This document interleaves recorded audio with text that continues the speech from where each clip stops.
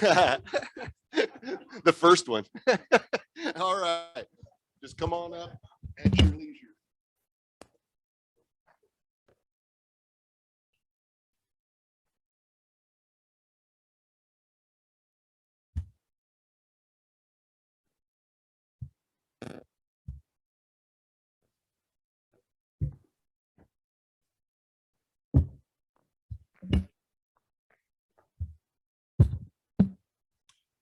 I turned some ornaments out of basswood, and everything I had up there is turned, and then it's embellished with some carving tools. So that's what they are.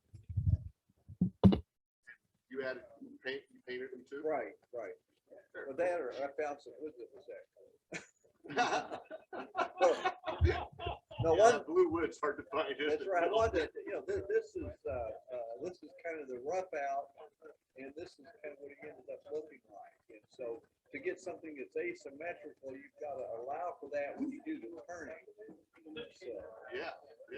And I could have just done it on a bandsaw, but on something like a snowman or a pumpkin, it's really easier to do the rough out work on the lathe and then do the carvings as opposed to having to do it on a bandsaw and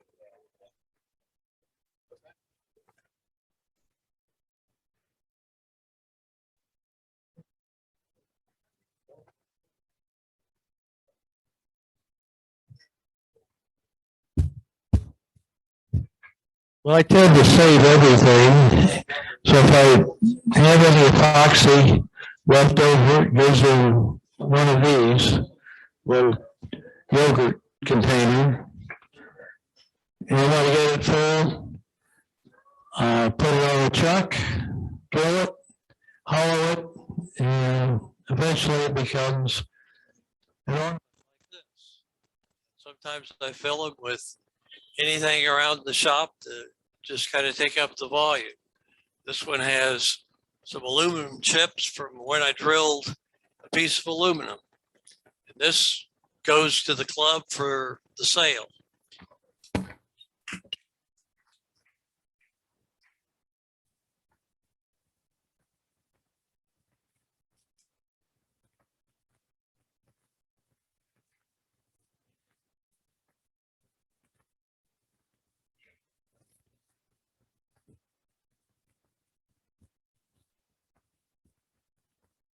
Well, for the thing, I heard trucks and tops, so I made a truck. These are real easy. You use a 2x6, and you actually turn two of the trucks, and then slice it in two, and then just put some tops in. And this, I came up with like a table decoration ornament type thing. And this is real ornaments, and that's the gnome. And of course, I always consider Christmas time is a great time for a space invasion. And this was something I just came up with an idea. A regular Christmas tree, except make it non-boring.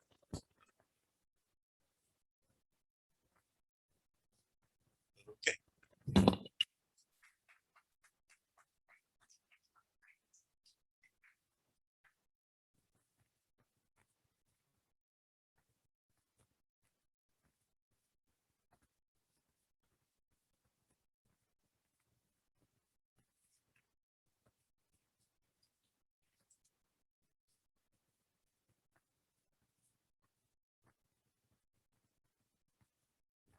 If you remember back to September, Anthony had turned a snowman icicle and Ed had done a ball with finials. And so I decided to combine the two. So we have the snowman with ball, another snowman with the ball. You may recognize the ball as being flute wood.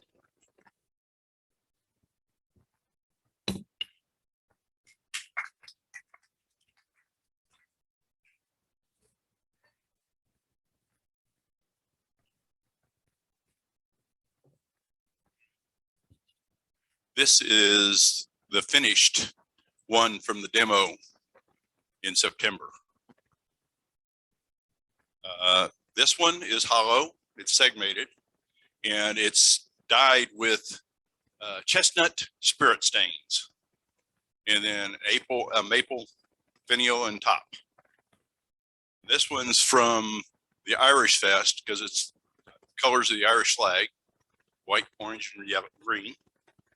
And then this one is the one I'm giving away this year to all my relatives and stuff.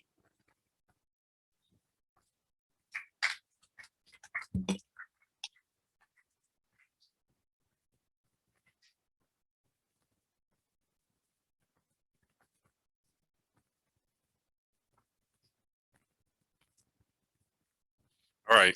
I made a number of birdhouses. The hole is supposed to be small enough that they're actually mosquito houses. And I decided not to put a door in them so I wouldn't get any mosquito poop inside. And this is actually a, see that? No. This is actually a new shape I've not done before. It reminds me of a little Japanese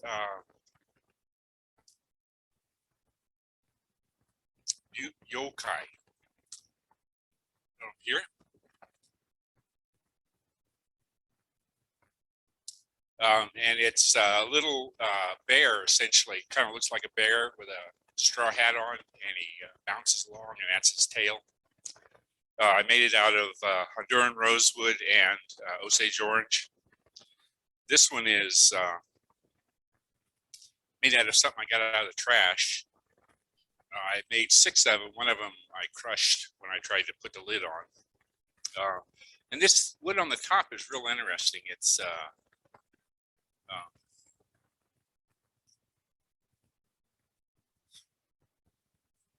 well, it's not too dense. It's a fruit wood, apricot, and it appears that Craft Supply is selling it. It's quite cheap, and it's very pretty wood. A friend gave it to me, and the finishes are I put on the shellac real quick and wipe it all off, and then buff it. It stays on a lot longer than just the wax by itself. I used a 2/0 fish hook. Is the eye.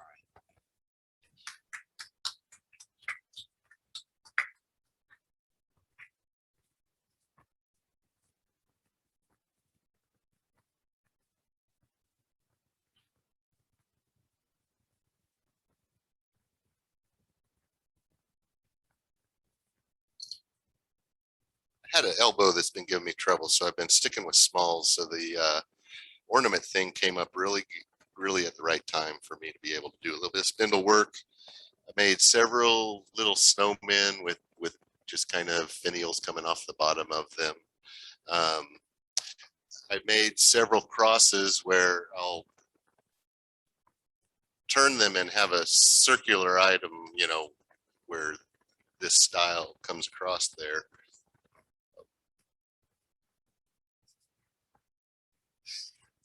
And then I'll take them on the disc sander and just sand down the sides until I get a flat so that I can create that. And I try real hard not to get into the balls or any of the features that I put on the bottom of them. This one's a little fat at the top. I got others that I liked better. This was my first attempt at a Christmas tree ornament. It's supposed to be a Christmas tree setting in a pot with a little finial at the bottom. Wasn't all that impressed with that. I got some acrylic when we had the Bob, when we had the sale out in the parking lot. He had some 1.5-inch tubes of acrylic that was neon colored, and I turned those into Christmas bulbs and then just turned a little piece of wood that they set down into and glued them down into it. And the neon colors I really like because they look like they're turned on when they're not, if you get a light source around them. So but made a big bag of them to give to Sean for the Christmas sale that's coming up. So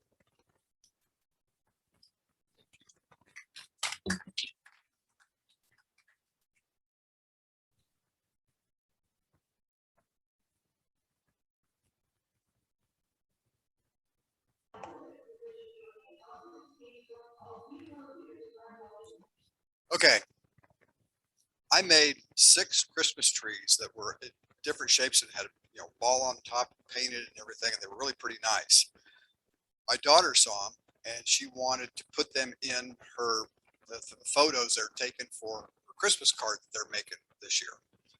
And she wanted to take them to show her a colleague at work.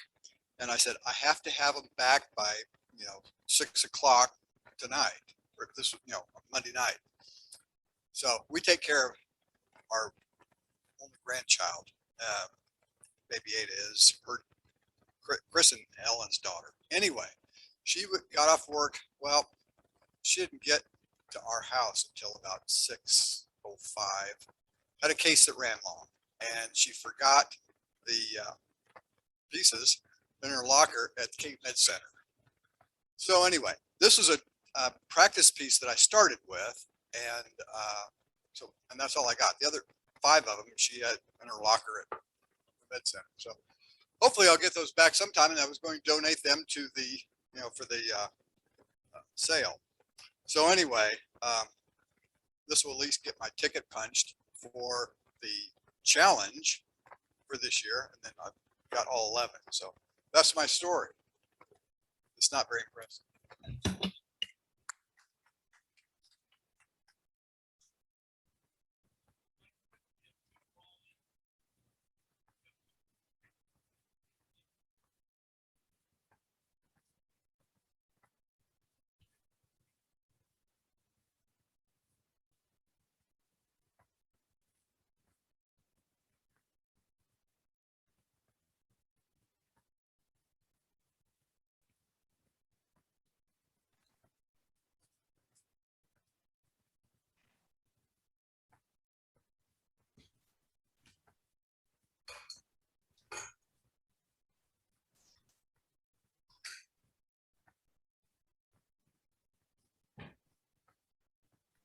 Hello? Hello, we lost him. I guess so.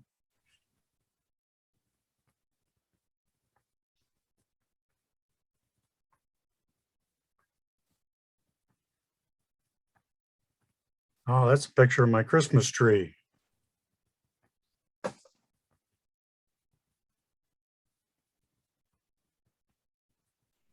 I just see a picture of you. Well, on the gallery view, I can see a picture of one of my unfinished Christmas trees.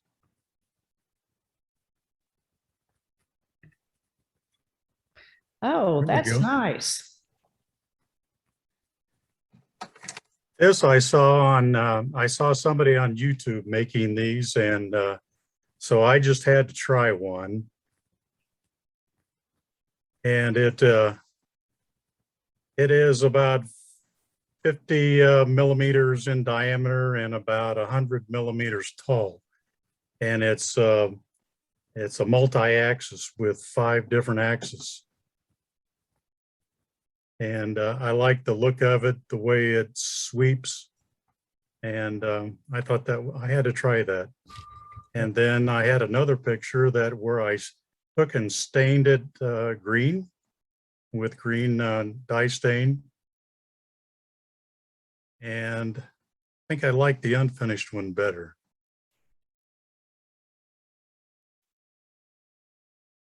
And it's made out of a 4x4 pine. There's the stained one.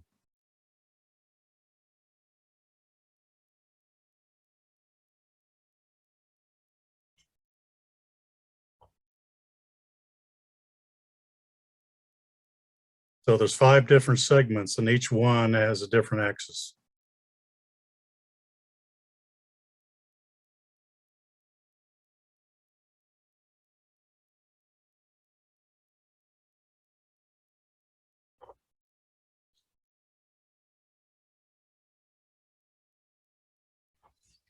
Okay, that one is mine. And that one is mine. That one is made from my neighbor's live oak limb that he wanted to give me. Nothing special about that one. The other one, I used the router jig from a previous project. And first I turned the sphere, and then the ring around the top and the bottom, I actually turned on the router and turned on the lathe really slowly and cut out the ring on the top and the bottom, as opposed to just using the parting tool. I was able to get the angle to kind of follow the sphere. And then I went ahead and cut the other flutes that were in there. And for just experimenting, I was actually pretty pleased with the way that it turned out. Turned out nice. Thank you. And that's all.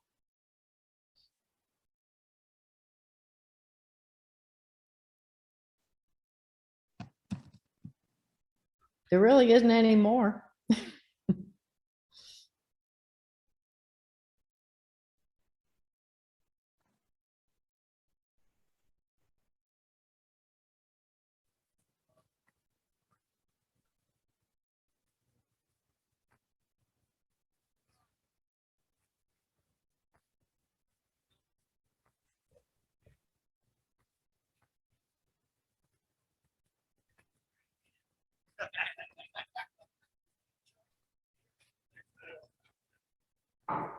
All right, let's get right back into it.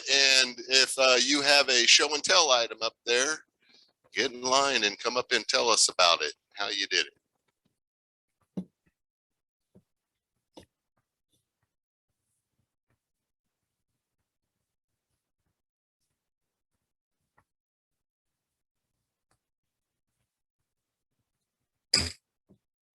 Sean inspired these. He's always saying, did you turn something at Corey on? Well, here's 8 tops for the tops back there, all out of solid surface material.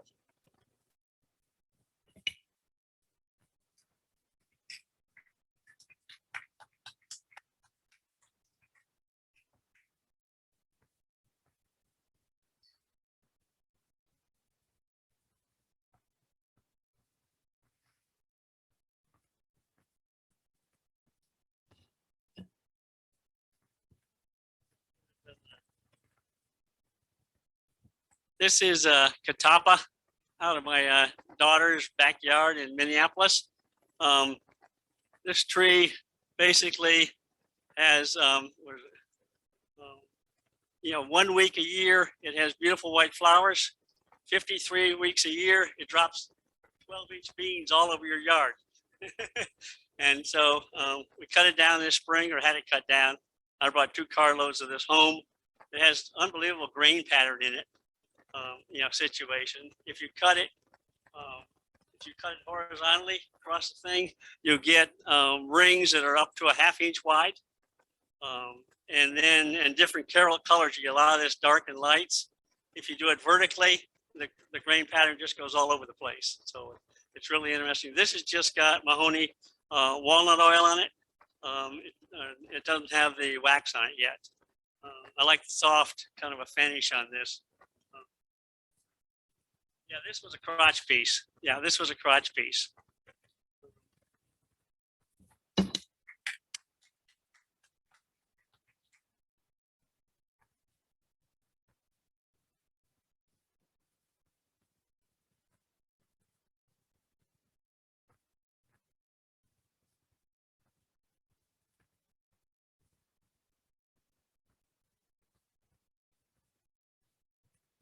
When I was thinking about what I could make for the Santa's workshop table, I had picked up a couple of smallish bottle stopper blanks at the Irish Fest. And so I made 2 of the Snowman bottle stoppers out of that. And these have a pearlescent finish on them, so they look more snowy than they would if they were just white. And then Sean gave me some giant bottle stopper blanks. So here we have the Incredible Hulk of bottle stopper snowman. So he got the green hat.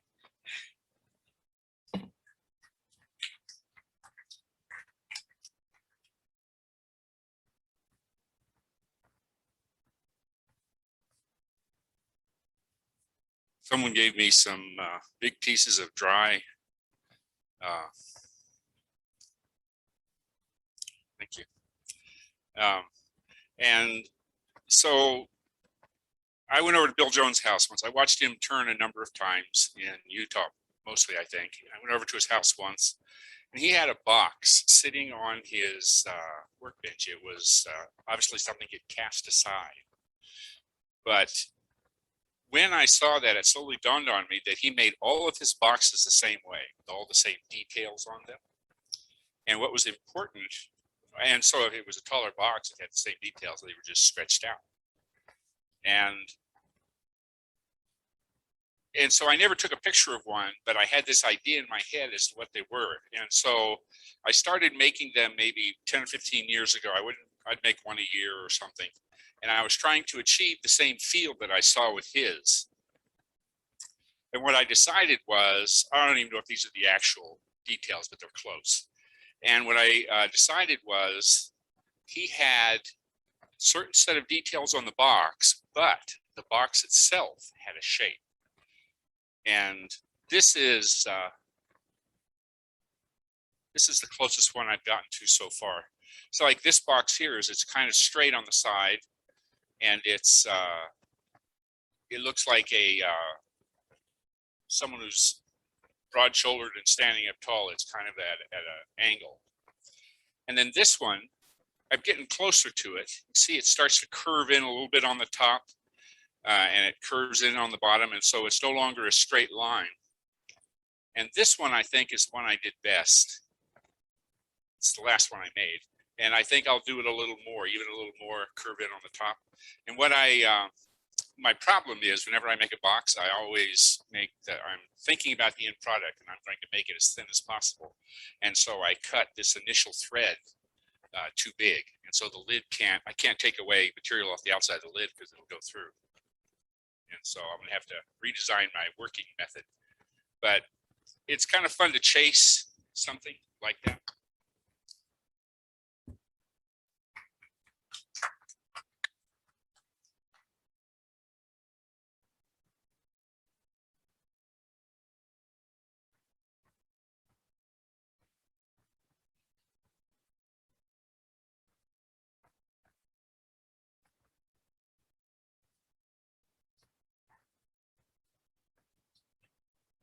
Yeah, well, this is some of that walnut from Dave Stallings' collection.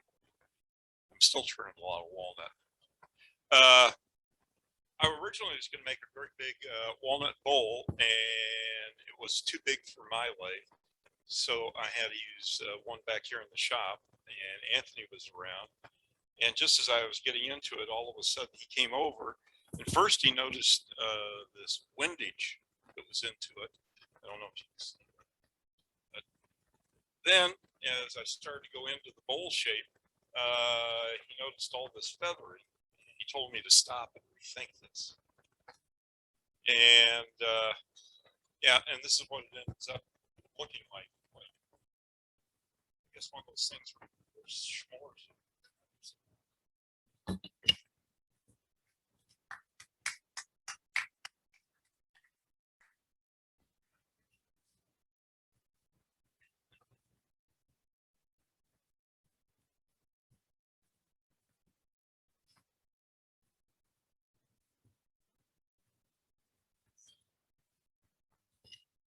Yeah, I made a vase. And it's from one piece of wood, all connected.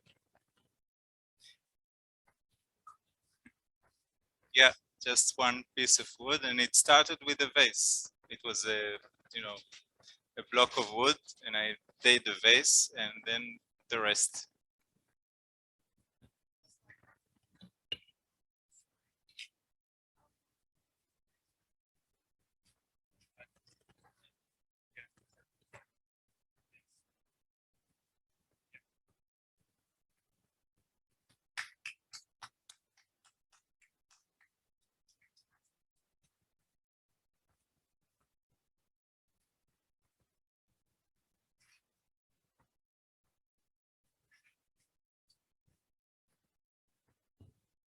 So sticking with my small theme, I saw something on Pinterest that intrigued me, and it was just a very simple little project. It's a toothpick holder, and I found the size of the flute wood to work really well. That the flute wood that we had for sale a while back, and so I would turn on the 1 by 1.5 by 1.5 piece. I would turn this part on the end.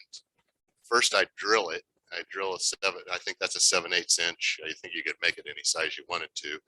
Drill it, turn that whole piece, and then I would have the orientation would be this way. The headstock would be down here, and I'd turn this and get it to the diameter where it fit right through, and then I'd slowly just start working down this line about 1 inch at a time, getting it to the thickness I wanted, and then I'd try to get it a little smoother. And then I would end on this end. So I'm cutting this tip off with a more or less cut off kind of cut. And so I was trying different ones. I made different kinds of knobs on them and stuff, but I kind of kept that general shape where I was trying to maintain the squared around look. And then I played a little bit with the height of where this edge came in. And I kind of think I like this one about as much as any of them, but they're all functional and very practical. I'll probably make some Christmas gifts this year because they're fun, and I got it down to about 1.5 hours to, pretty much get them done with less sanding. I would make sure that the edges, I didn't always have a true square shape. And so I would leave myself a little room on the edges so that I could put them on a disc sander and sand them to the point where the points would come together. And that was kind of the goal, so that they end down here about the same spot, and then all the points kind of come together at the same spot. But anyway, fun little project. Enjoyed it.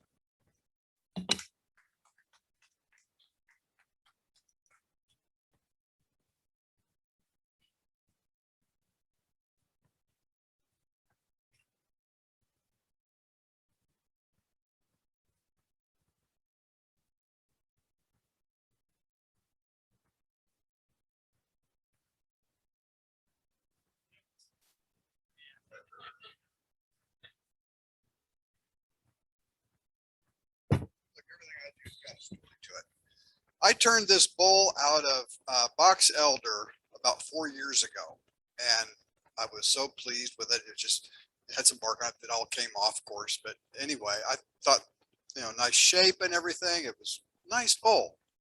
Well, it faded.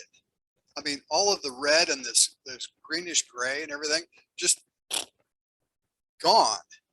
So it sat in my shop, I don't know, till I went with Rick and Don to SWAT on the either way down or the way back. I mentioned I had this bowl, and I said, is there any way to try to fix it or anything? And they both in unison said, airbrush. I went, what? Don said, bring it by the shop sometime. And he said, we can fix that. So I did. And we go back into Don's shop, and he's mixing this stuff up and everything and putting this little thing, it squirts and everything. And so all of a sudden he goes, oh, let's see here. He goes, and then in like, I don't know, 10 minutes, it was done. Oh, God, that looks great. That almost looks better than it did when it was, when I first turned it.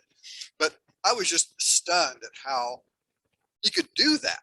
And you look at the inside and oops, where, the zone, there were some like real faint zone lines and stuff to it. It was gorgeous. So really, you got to thank Don Frank for this, but it was cool. So anyway, I don't know if you have a situation like this and everything, and you need it fixed, call Don.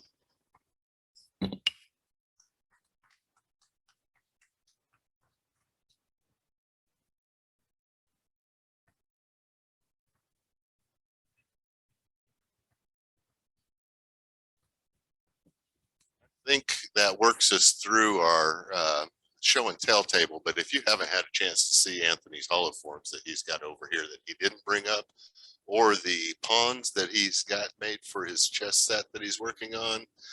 4 pieces that thread together. It's just unbelievable. So thank you everybody for showing up tonight, for participating in the activity. Thank you, Kent, if you're still here, for the demo. Very, very much appreciate that. I think that cuts us through all of our activities tonight, but if we can get a few of you to help pull some of the equipment back out to the floor and put some of the chairs up, it's get us out of here a little earlier. So thank you all. Appreciate it.